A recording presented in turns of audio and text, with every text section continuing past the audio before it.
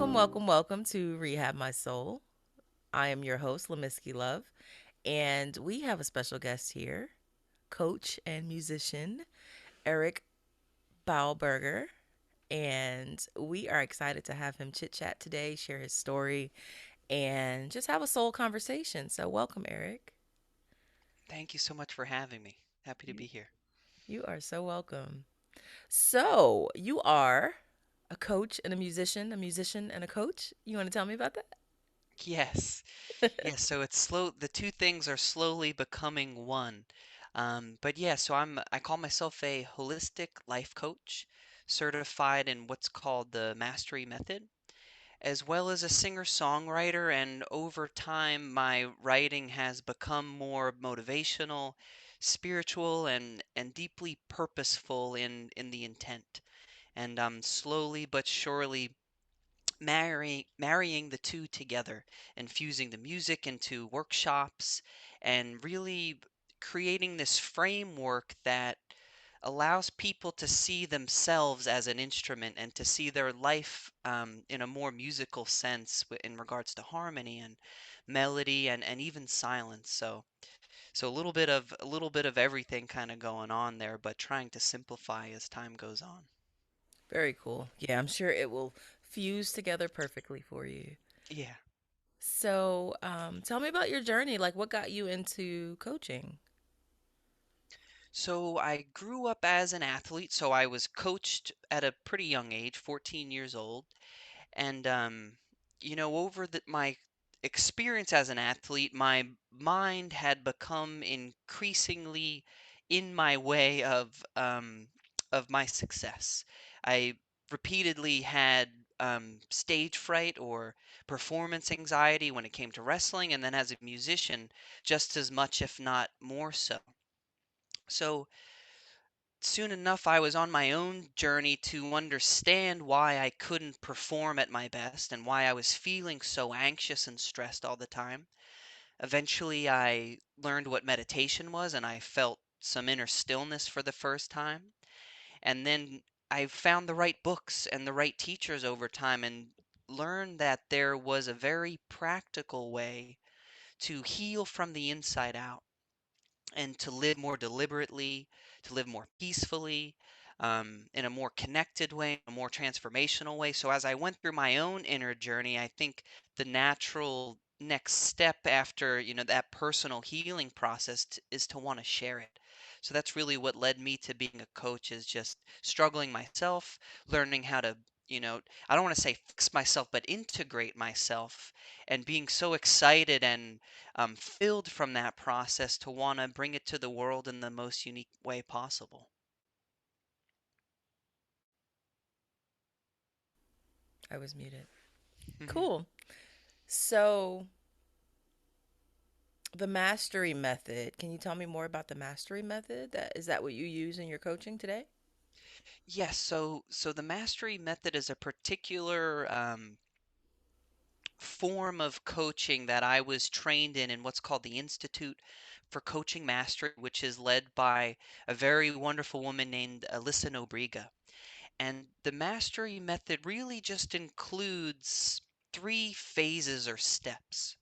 And it's just awareness, acceptance, and aligned action. So, what makes this coaching different from, say, therapy, even though it is very therapeutic, is that the purpose is really to get people into action and new habits and creating that change. But it always starts from the inside and then out. And you have to be aware of something before you could change it or integrate it. And from that place of awareness, the tools themselves really lend themselves to this. When I say acceptance, I really mean integration or that shift from judgment to compassion, from resistance to allowing. And that's a lot of where I came from as far as my personal understanding of how to live more peacefully and in the moment, to allow, to surrender. And I'm sure that the conversation will naturally go more into the potency of surrender, but that's really the most potent part of this methodology is not just becoming aware, but surrendering to these parts, allowing them, meeting them with compassion, and then using that shift, that energetic change, which is always apparent to me, from the person that I'm with the person that I'm coaching, it's apparent to the person that's experiencing it, and using that energetic shift to create an action that is aligned with those bigger goals or that greater vision. Wow. So, how long does that process take? It's really dependent upon the person. Um, it could happen, in 20 minutes or less. It could take up to 90 minutes. Sometimes it might take more than that, or the process might not complete. But I normally work with people in 60 to 90-minute sessions, and within that time, we could expand awareness, we could find some degree of integration. It might not be completely integrated, it normally isn't. It happens in stages and in layers and is a gradual process. But normally we could define some simple, easy step to take by the end of a session that allows that person to move just a little closer to what they want, but not only move physically closer to whatever their goal is, but to embody the energy or the intrinsic value of that goal in that moment. For example, I wanted to become a life coach, and I wanted to infuse my music and my writing into my coaching because I imagined that there would be a level of freedom that I had not yet experienced or I didn't have access to yet. So while I have this physical goal of this certain profession and perhaps a certain income and work-life balance, within that was this freedom. So where I was coached and my first biggest step was, how do I live freely now? Or how do I access this essence of freedom now within myself while moving forward? So that's really it, trying to help people tune into the frequency of that which they want to experience within their physical goals while they move towards them and create them in, again, the easiest, most fluid way possible. Cool. All right. So, not that those things are not important, but I just want to have a chit chat with you now. We've gotten all of the mechanics of the coaching and stuff out of the way. Yeah, yeah. And so, surrendering being a theme that you brought up, a theme that I'm clearly very, very accustomed to, very familiar with on my spiritual journey. There's so much surrender that is needed. Um, do you have a story you could share about how surrender and your ability to surrender to something helped you shift and move forward into what you're doing now? Yes, yes, absolutely. And this particular story has really become the meat and potatoes, or the real, core of what I'm doing now and what I'm expressing.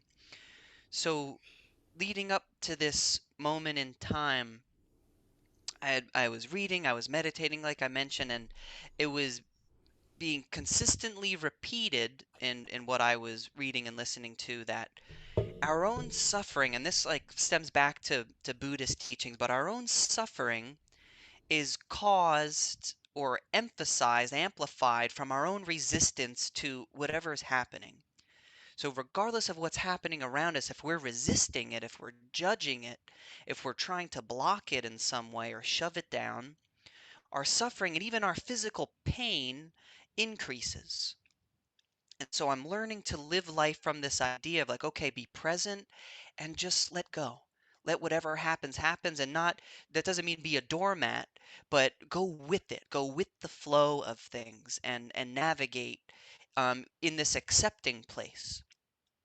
And so one night I'm working as a trainer in Philadelphia, and I get a call from my mom saying that my older sister Jessica had overdosed and was now in the ICU.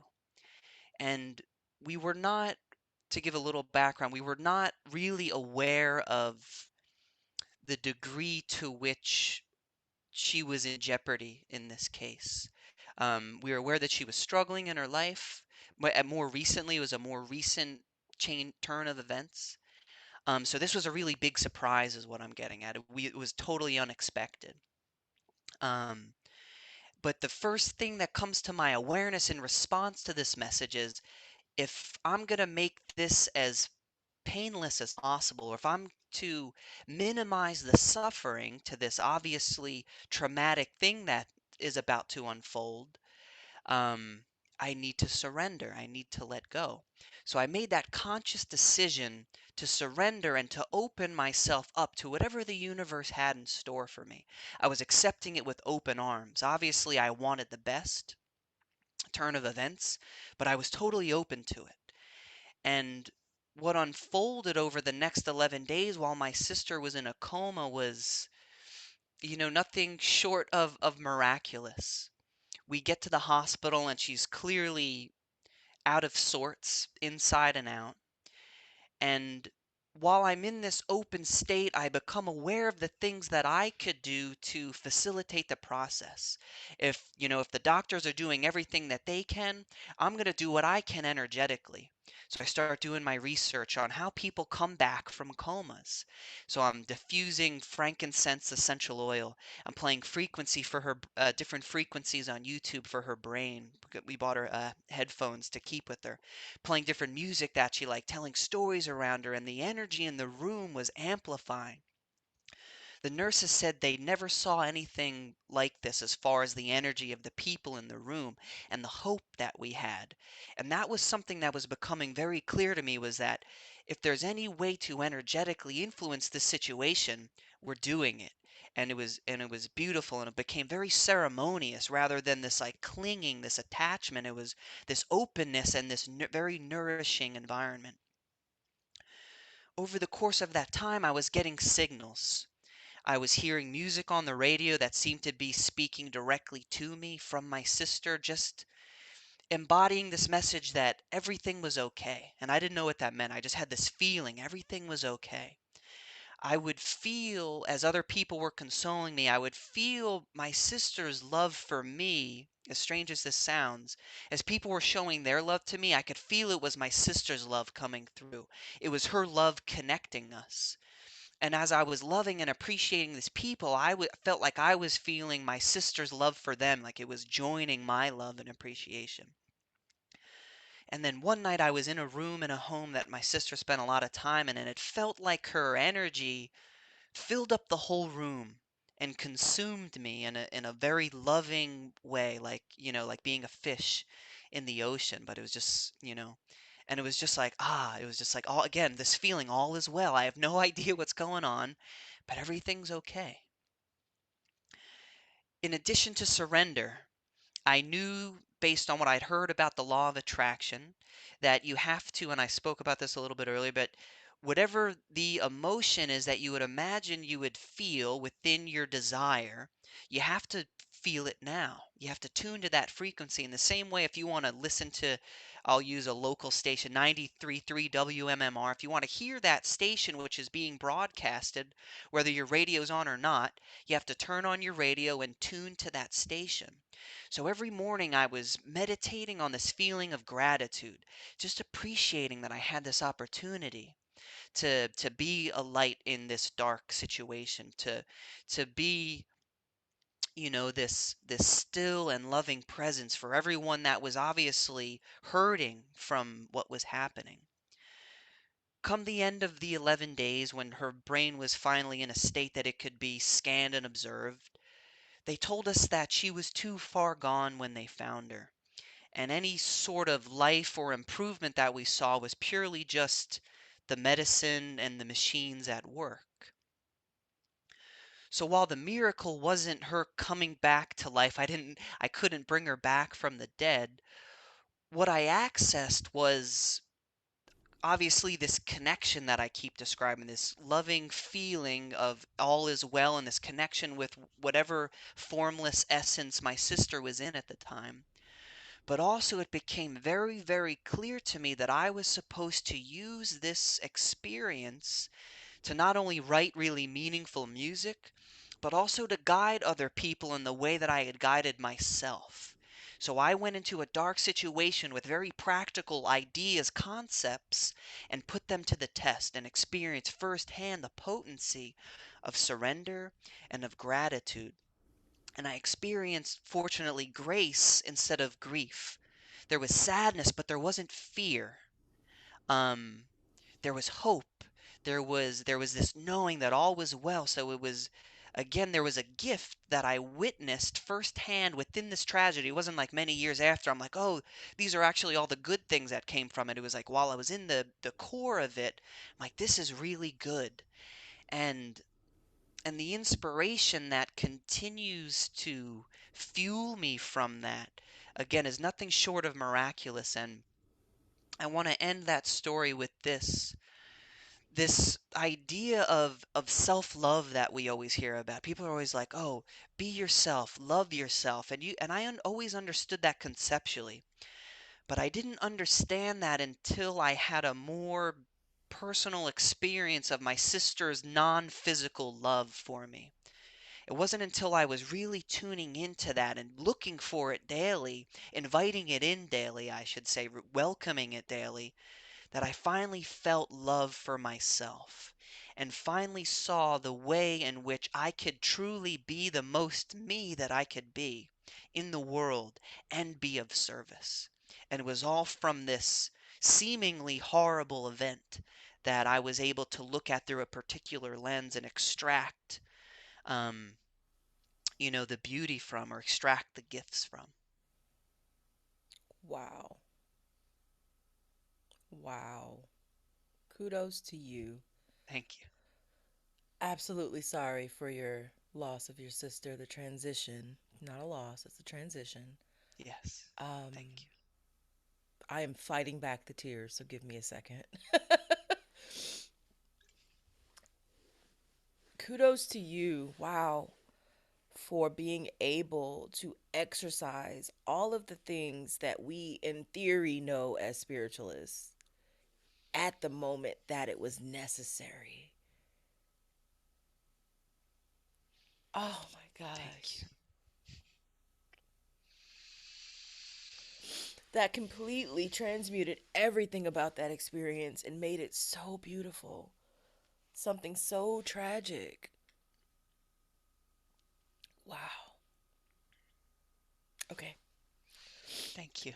You're welcome. Thank you, truly, for witnessing me in this way and holding this space For for sure. me to share and For for sure. receiving it so deeply.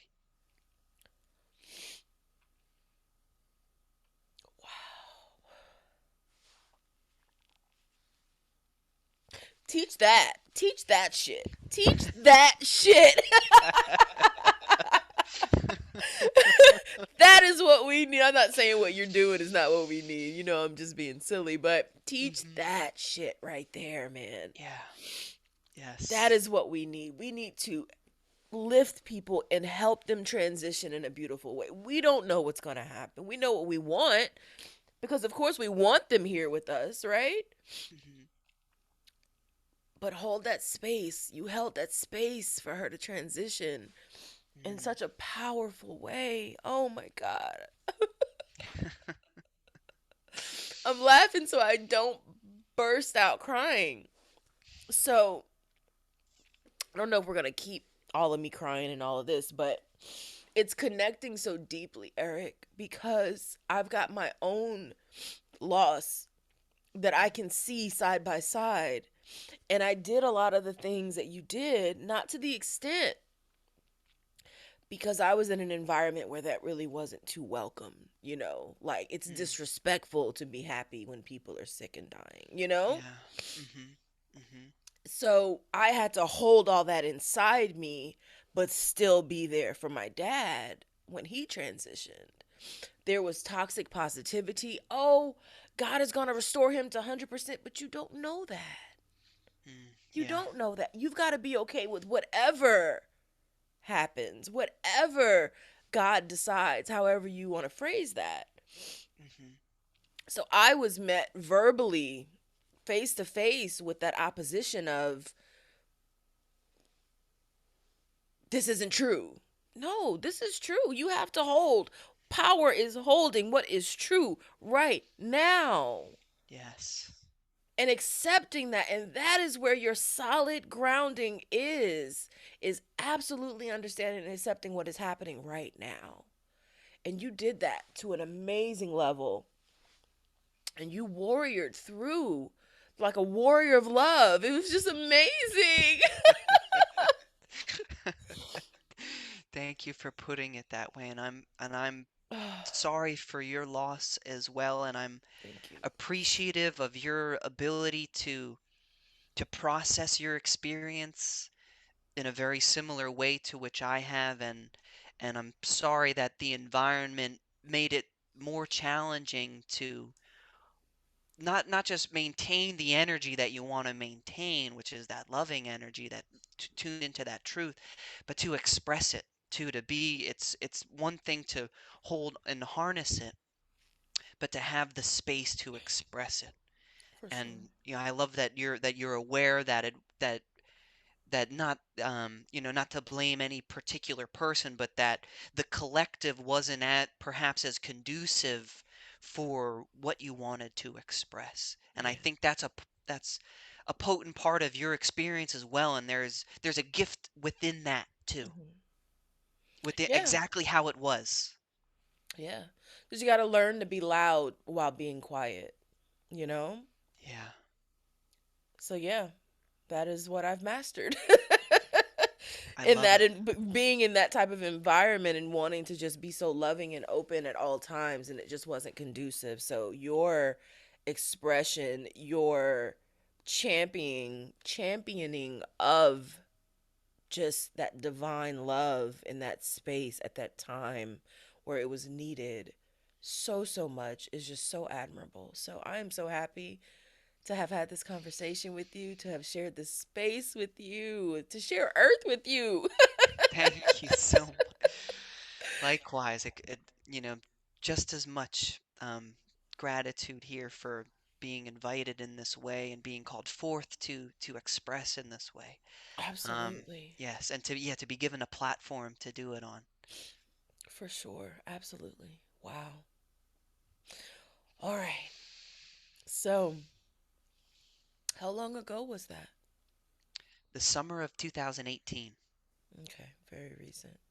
I feel like life's paused during the pandemic. So 2018 was like really like a year ago. Time is different So now. time is very different now. Very different. Wow. Cool. All right. So where can we find you online? So my website, which is currently under construction, I will say, is called easeandflow.com. So I call my coaching or my brand of me being me and serving ease and flow. So it's I'm sure that we could provide a link, but it's Mhm. easenflow.com. And that if I could just express the meaning of that as briefly as I can, um, to flow is to be with the current of life. And as soon as I let my sister's physical form go, conceptually I let it go. It was being physically taken whether I wanted it to or not, but conceptually I let it go. And her non physical essence, her formless love, flowed right back in, and in a way that was truer and more connecting than anything that I had ever known. So to flow, to be with life, and to do it easily. So the word ease is kind of in there. To do it easily, to make life easier, to be present and to be in a state of surrender rather than resistance makes everything easier. And then I purposefully slipped that word Zen in there, which to Mhm. me means naturalness. Not Zen isn't just being like people think of like Zen being in this like deep meditative awakened state or enlightened state, but it's really just about being natural, being spontaneous, and even being simple in your humanness.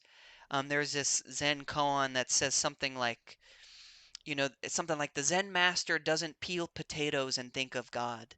He just peels potatoes. Yep. In the moment. Yeah, just totally in the moment, like that. In that moment, the potato is the universe. Yep. So I could go on and on. So, but that's where I could be found, and my stories in there, and ways to connect with me are on that page. Awesome. So ease and flow, eazenflow.com. Hmm. Perfect. Deep breath, guys. Deep breath.